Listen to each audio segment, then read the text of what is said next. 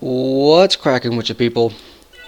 This is the Devious Wolf, and welcome to something else a little bit new.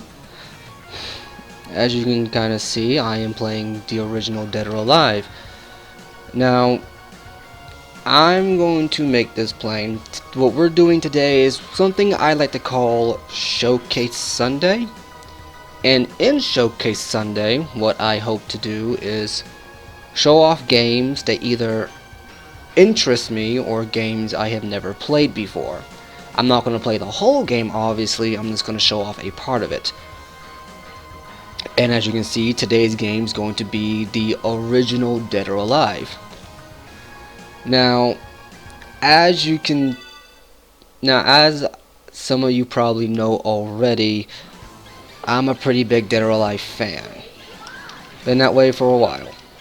I said in at least one other video that the very first fighting game I ever played was Dead or Alive 2 for the Sega Dreamcast.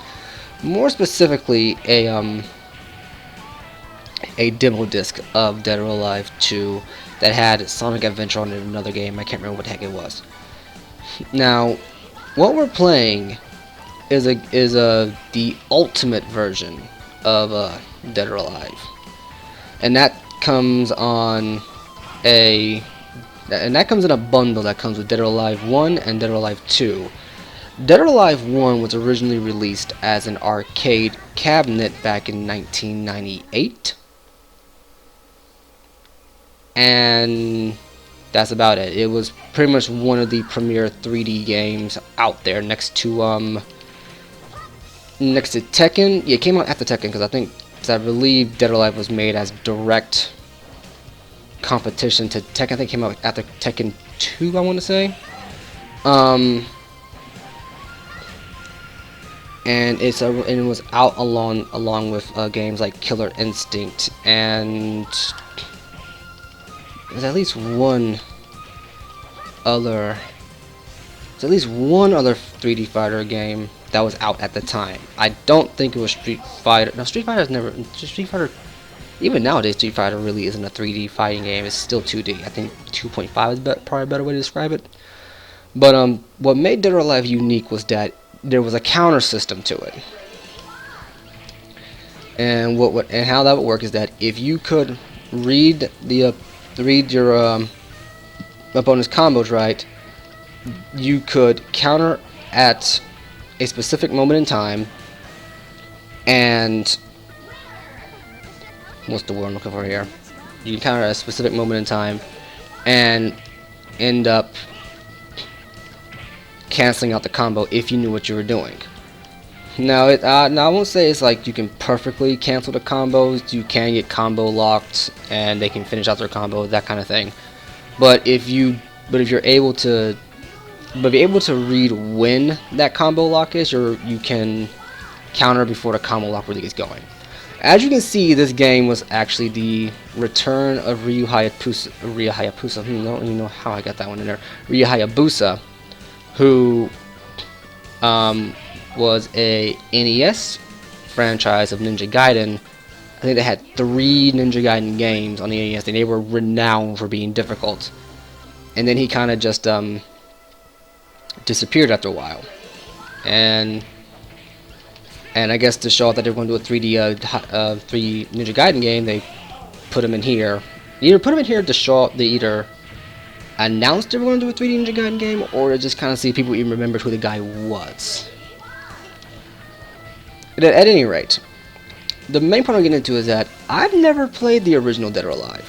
I've only played Dead or Alive 2, and 2, 4, and 5.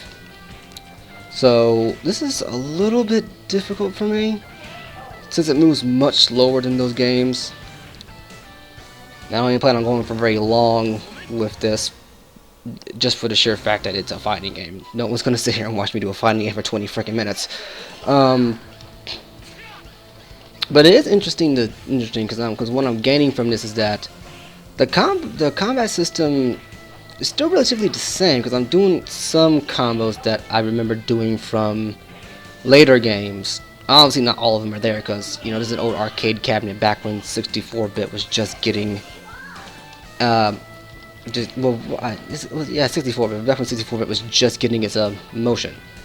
For instance, there's no 8-directional movement. You just move back, forward, crouch, and jump.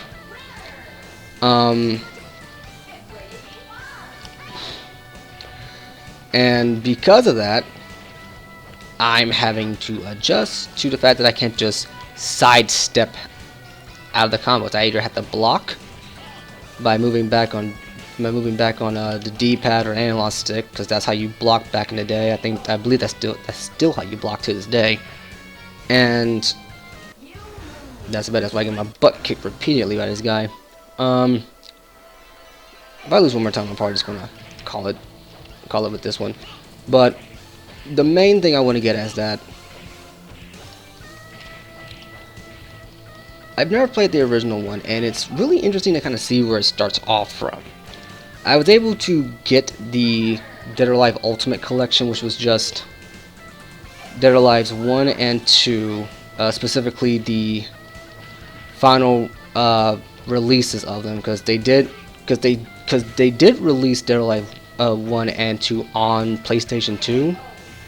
That was something about Dead or Alive that I remember specifically reading an interview about, is that the creator would only put Dead or Alive on systems that could handle, they had like a high power delivery, so they could deliver fast-paced combos and fluid gameplay. And it shows here, for a game that came out in 1998, it's pretty fast.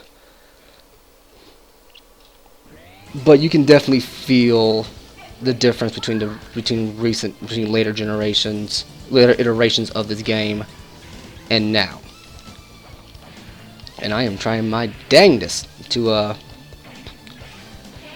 keep up, because there's not that many combos. So literally I'm doing combos and I have to spam certain buttons to really get any amount of damage out of here. So yeah, but this is the game that started the entire franchise of, well, for lack of a better word, it started a whole franchise of fighters, which to this day still gets a rap, you know. But it seems like nowadays it's not just this franchise; it's pretty much any fighting game franchise or any game franchise that gets a rap for any kind of a thing it does. I think Dead or Alive probably was the first one to really get hit with it, given the very obvious effect that they put inside the game. The physics, we will put it at that. I don't need to say, since everyone pretty much knows the punchline. And that's about it. Yeah, this is hard to get used to, like legit hard to get used to. But I still getting some kind of kick out of it. I wouldn't mind trying to beat this game with every character, but this is like classic fighting game difficulty, where it's like the final boss will kick your butt for no apparent reason, just because it's the final boss. Final boss.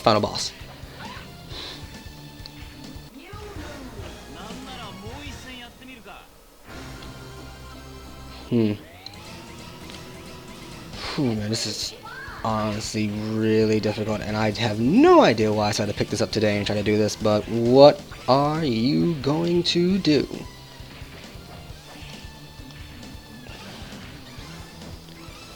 But yeah,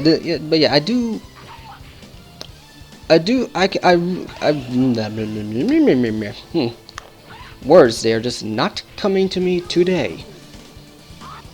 But I do think that this game is somewhat playable. After all, it is the original arcade game, just souped up a little bit and able to move a little bit faster than what was capable, than what arcade cabinets were capable of back in 1998.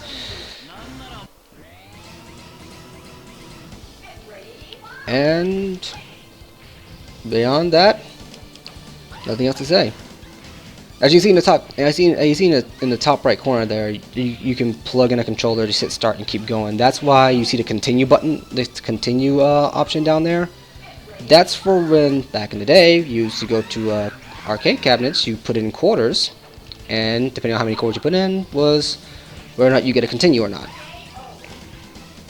But since this is the Dead or Alive Ultimate release for the original Xbox, they cut that out. This is probably gonna be the last time I fight this guy before I call it for this showcase. Because in all honesty, you're just watching me get my butt handed to me over and over again. But as you can see, the around the outer ring, if you remember Dead or Alive, I think Dead or Alive, and I think to some extent Tekken does this.